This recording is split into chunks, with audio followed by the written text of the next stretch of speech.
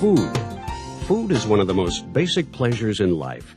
And what other of life's necessities brings more happiness than a good meal with friends or family? But food has to be safe to be truly enjoyable.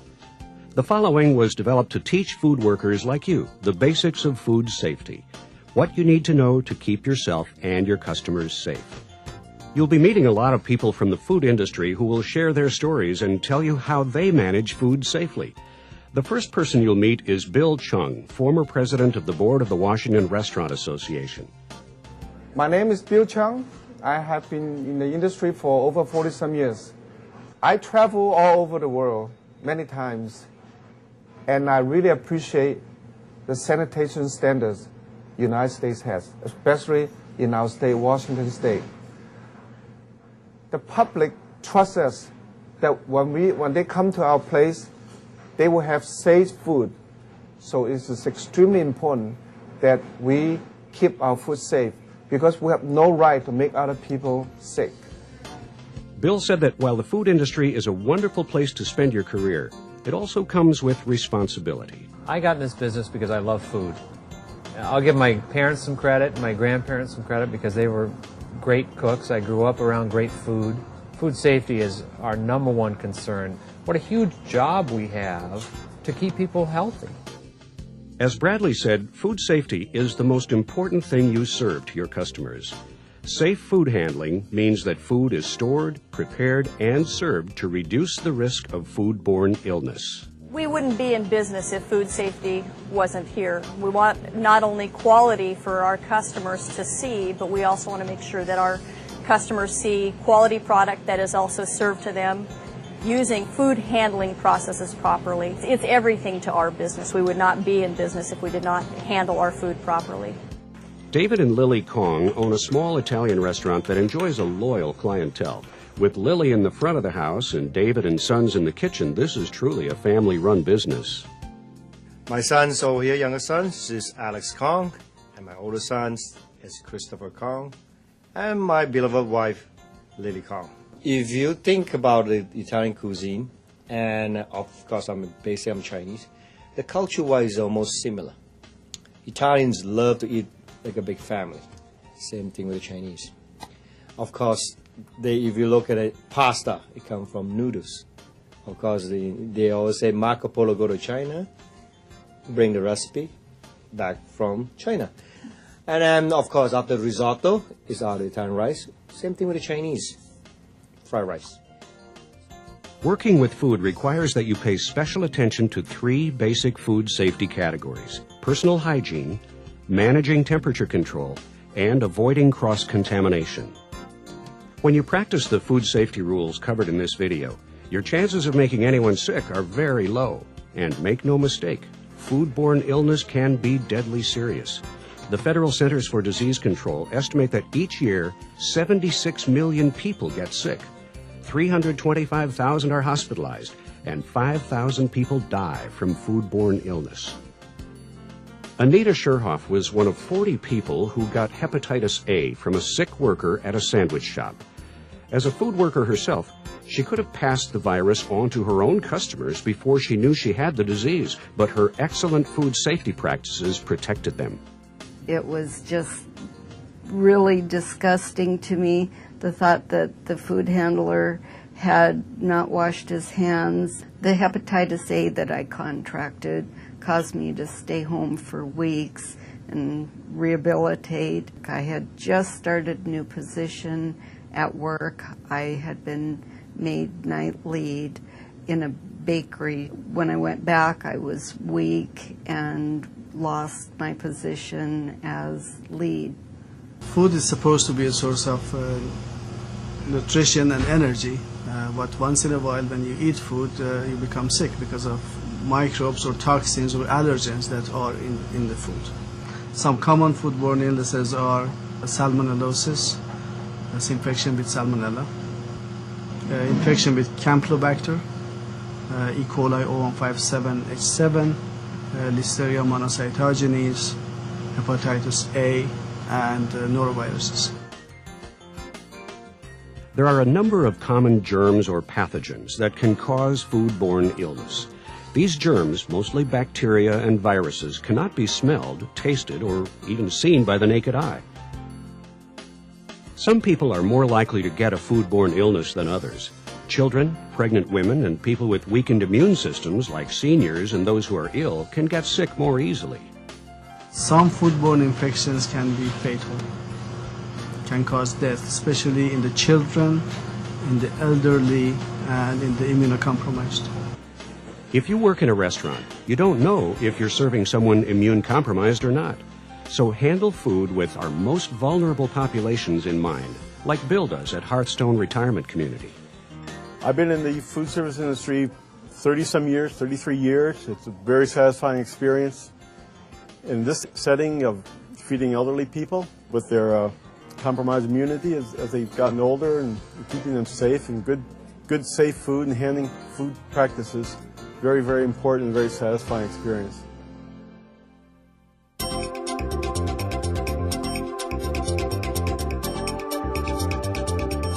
As a food worker, even when you look and feel healthy, you can accidentally spread harmful germs without good hygiene.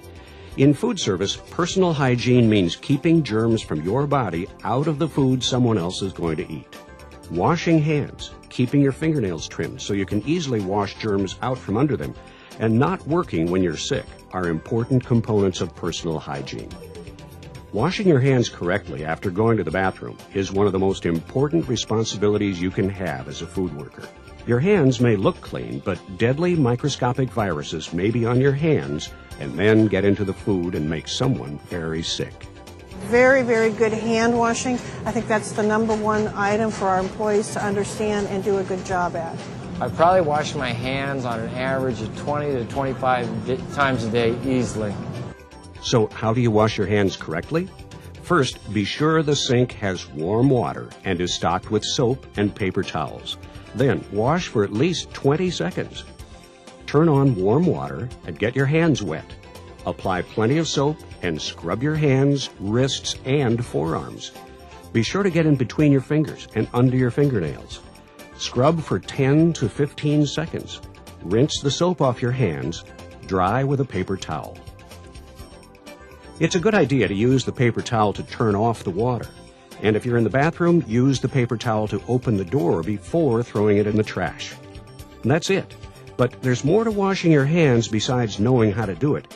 You have to know when to do it too. Wash your hands after going to the bathroom, and then again immediately when you get back to the kitchen. It's the double hand wash rule.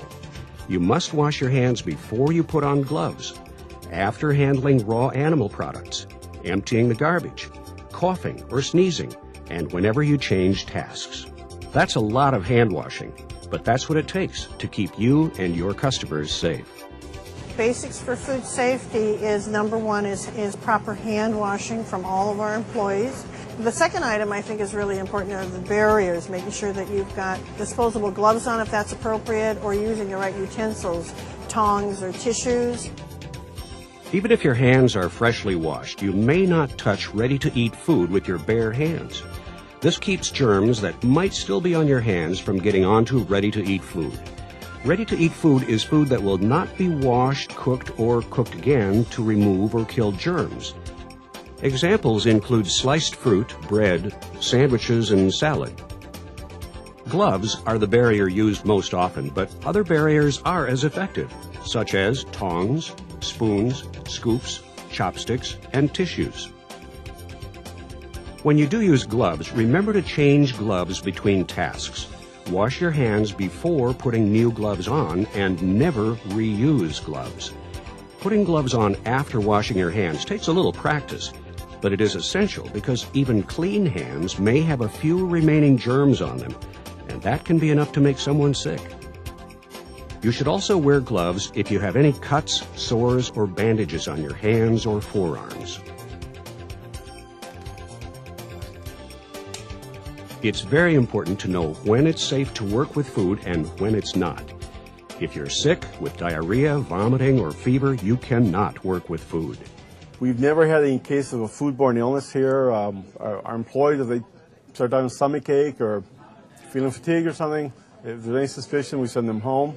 Or we encourage them to call in, and then call in 24 hours a day and leave a message, I'm not coming in, I'm sick. They're encouraged, they have to do that. We do not want to subject our residents to picking up any of those foodborne illnesses. And if you're preparing food for the very young, elderly, or ill people, protect them by staying home altogether. Remember, they are the most likely to get very sick or die from a foodborne illness. Because of the environment here, the elderly people, they're very, very susceptible to contacting illnesses that are communicable from one person to another.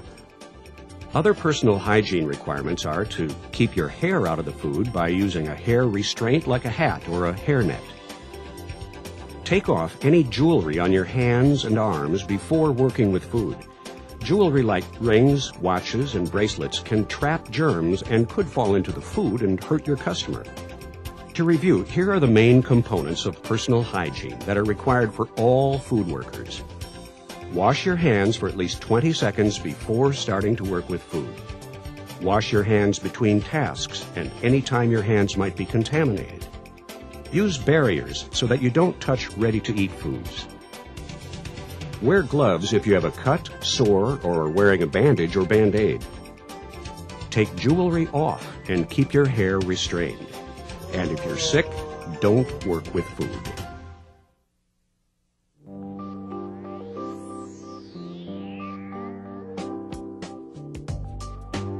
I've been learning every day over the past 28 years. David is my son. No, he's been working here in Taqueria and learning all the restaurant business. There's important elements in restaurants like refried beans. When we cook them, we want to make sure that it is heated above 165 degrees. And when we're about to cool it down, we want to get them in 2-inch pans and get them in the refrigerator as soon as possible. Not only can viruses and other germs from our bodies cause foodborne illness, sometimes the food itself can have bacteria that can make people sick. What we do with here in our restaurant more than anything else is really ensure a safe quality product day in, day out through consistency, through safety, through product temping. Foods with the perfect environment to grow germs are called potentially hazardous foods and include protein products like meat, poultry, and fish, tofu and beans, cooked starches like potatoes, rice, and pasta, and cooked vegetables.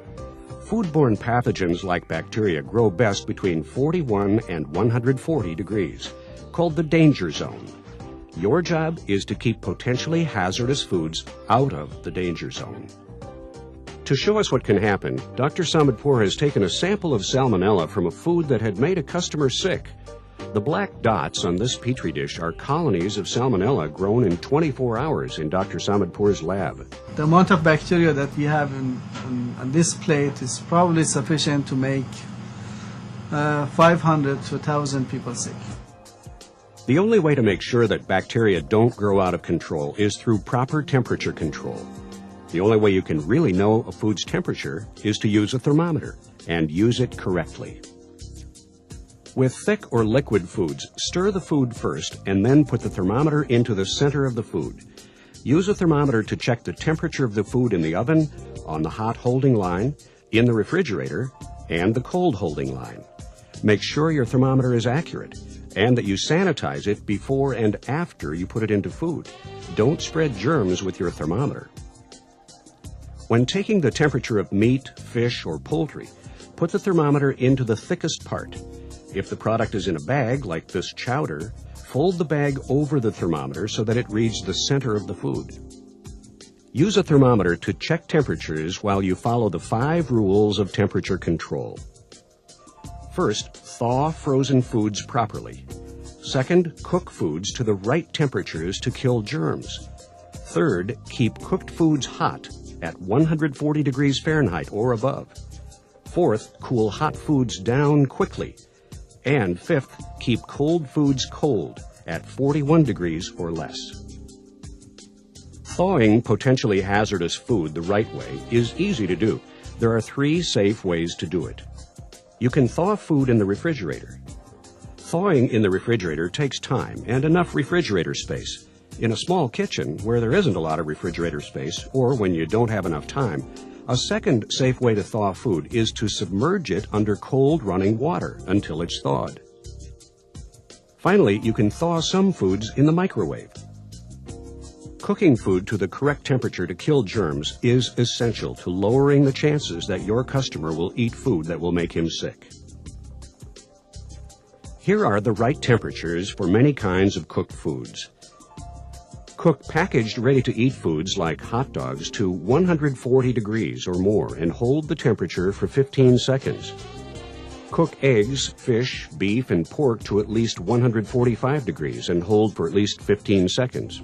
Ground beef and pork like hamburger and sausage must be cooked to at least 155 degrees and held for 15 seconds. And poultry, stuffing, casseroles, and stuffed foods must be cooked to at least 165 degrees and then held at that temperature for 15 seconds or more. You may serve some foods that are raw or undercooked, like salad dressings made with raw eggs. And some of your customers may ask you to undercook their food, like eggs over easy or medium rare hamburgers, for example. If you serve undercooked food, you must also have a consumer advisory on the menu. The consumer advisory tells the customer which foods may be undercooked and tells them that if they eat undercooked food, they run the risk of a foodborne illness. If you work in a care facility like a hospital, senior center, or child care, you may never serve undercooked foods. Most potentially hazardous food gets cooked, which kills the germs. But some potentially hazardous foods that can carry deadly germs are eaten fresh and must be kept cold to keep them safe. These include cut melons, sprouts, and fruit juices. Fruit juices must be pasteurized if they're served to seniors, young children, or people who are immune compromised. Even if you properly handle food by washing hands, using barriers, and cooking food to the proper temperature, it is still possible that a few bacteria are on the food. The next important temperature control rule to remember is to keep hot foods hot at 140 degrees or above and out of the danger zone. To ensure you're keeping foods at 140 degrees and above, preheat the steam table, soup warmers, or other hot holding units. Then put only hot foods that are 140 degrees or above in the hot units and take the temperature of these foods regularly. Keep covers on the food if possible. Another important safety rule to remember is that utensils you're actively working with can grow germs. So keep utensils like tongs and knives in ice or under running water. There are several ways to cool food properly. When cooling foods, move them quickly through the danger zone. The easiest cooling method is to put food no more than 2 inches deep in a pan, then immediately into the refrigerator uncovered, where cold air can circulate and cool it. When it reaches 41 degrees, you can cover it. Cut large pieces of meat or poultry into pieces 4 inches thick or less. Put them in a pan uncovered in the refrigerator and cover it when it reaches 41 degrees.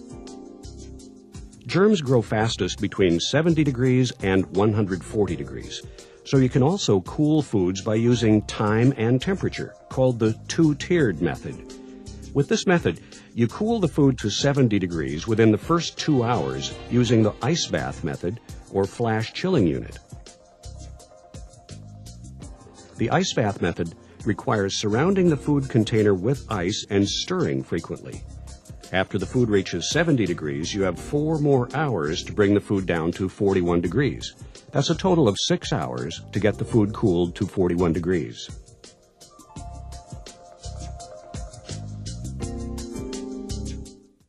Make sure cold food stays cold at 41 degrees or below and doesn't warm up in the danger zone.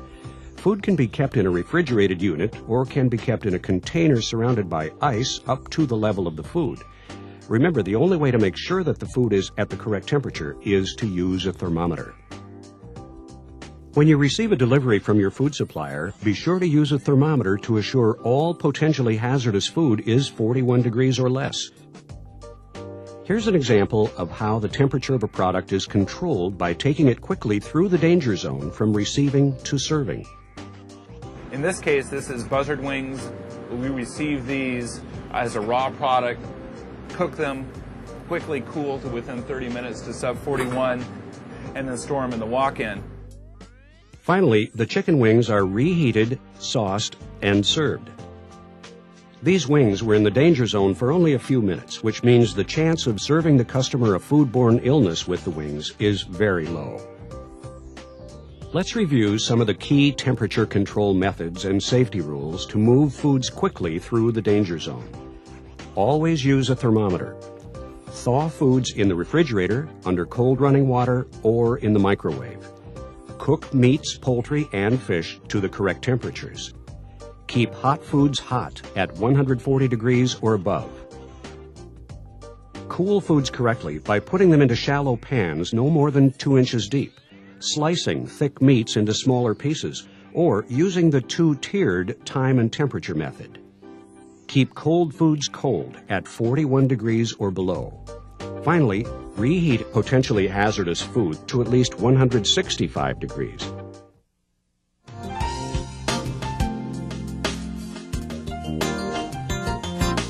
For us to keep everybody working right, the most important thing is the food safety.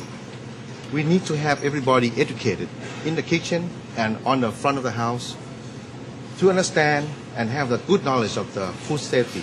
On our storage in the walk-in cooler, we separate it for vegetable only and for the meat only.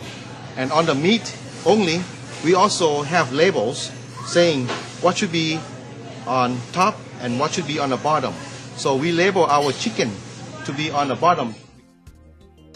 Cross-contamination causes foodborne illnesses and occurs when germs that cause these illnesses get spread from one place to another. It most often occurs when the juice or blood from raw meat or poultry gets onto ready-to-eat foods. Since ready-to-eat foods aren't going to be washed, cooked, or cooked again, any germs they come in contact with will not be removed or killed. Therefore, it is vitally important to take steps to avoid cross-contamination. Here's how. Wash your hands properly after handling raw animal products. If you're wearing gloves, take them off. Wash your hands for 20 seconds and put new gloves back on, or use other appropriate utensils for your next food task. Wash, rinse, and sanitize all food contact surfaces like cutting boards and counters immediately after finishing up with raw animal products. It's a great idea to use different colored cutting boards for different types of foods. Use red for meat, yellow for chicken, and green for produce. This will reduce the chances of cross-contamination and making people ill. Wash all produce well, including the skins of melons and other fruits, even if you take the skins off. Produce can have germs that can make people sick too. Germs can come from the fields, from a farm worker's hands, or another source of cross-contamination. Be sure to put meats and other raw animal products on shelves below ready-to-eat products so that they don't drip on each other or on other foods. Store raw animal products according to the temperature they will be cooked to. That means fish and shellfish cooked to 145 degrees goes above other raw animal products. And raw chicken, which you cook to 165 degrees or more, goes on the lowest shelf. Remember that no bare hand contact with ready-to-eat foods includes condiments used in bar drinks. Use barriers like tongs to add olives or lemon to beverages, and use an ice scoop to top off a glass with ice. Cleaning and sanitizing are key steps in preventing cross-contamination, and there is a difference. Cleaning means using soap and water to remove food and dirt from the object you're cleaning. Sanitizing means using chemicals or heat to kill the germs. Washing dishes requires both cleaning and sanitizing. When you wash dishes by hand, you must use a 3-compartment sink to wash, rinse, and sanitize. Then air dry, which means you can't use a towel to dry your dishes. If you're using a dishwasher, rinse the dishes before running them through the dishwashing cycle. Make sure the final rinse is 180 degrees or more, and use a chemical test strip to assure the sanitizer is at the right concentration. Your sanitizing solution is a key way to make sure the germs are dead on food preparation surfaces and elsewhere so that they don't make the customer ill. To make a sanitizing solution the right way, follow the directions on the label, then check the solution with a test strip. Do not add soap to your sanitizing solution. As you use the sanitizing solution, the grease, dirt, and food it collects makes it ineffective. So check the solution often with a test strip and change it when necessary. It's important to label and store cleaning and sanitizing chemicals carefully so they don't accidentally get into people's food. Store them away from food preparation areas, such as in a chemical storage closet, or in a small kitchen where space is an issue. Store the chemicals safely under the 3-compartment sink. To review once again how to avoid cross-contamination, remember to wash your hands after touching raw animal products. Wash, rinse, and sanitize all surfaces, utensils, and cutting boards after use. Store ready-to-eat foods on the upper shelves of the refrigerator, and the raw animal products according to what has the highest final cooking temperature. That means that raw chicken needs to be stored on the bottom shelf. Store chemicals away from food and label them clearly. There are some other important food safety rules that fall outside our 3 main categories of personal hygiene, temperature control, and cross-contamination. For example, there are special ways of handling shellfish. Oysters, clams, mussels, or other shellfish are delivered with tags identifying the shellfish, the company that harvested them, and the date you received them.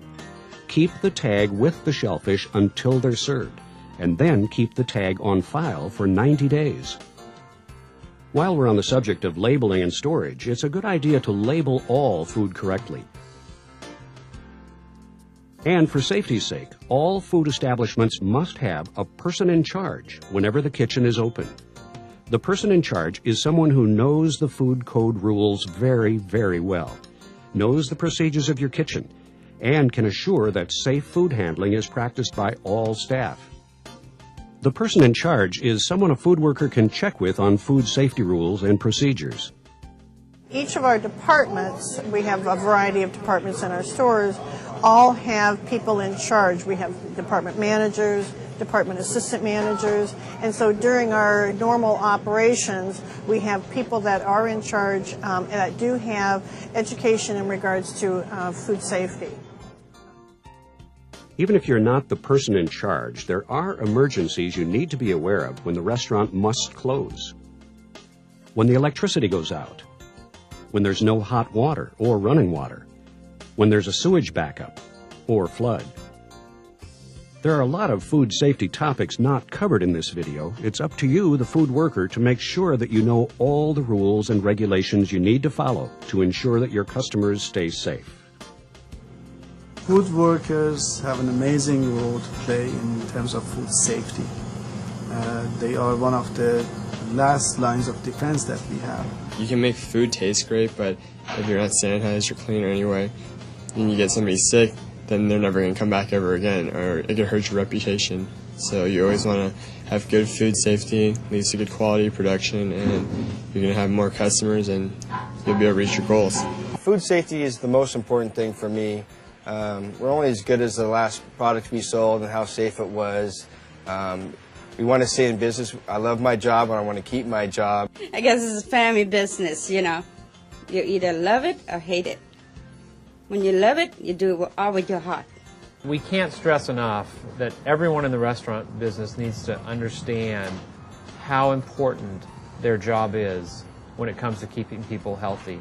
Food safety is so important. Yes, serving a great meal and taking care of people is important, but if we don't serve safe food and we don't manage all those things, it's just not a good deal for anybody. Whether you're a cook or a chef, a waiter, a dishwasher, or bus person, you deal with food every day. The health and well-being of the people you serve is in your hands.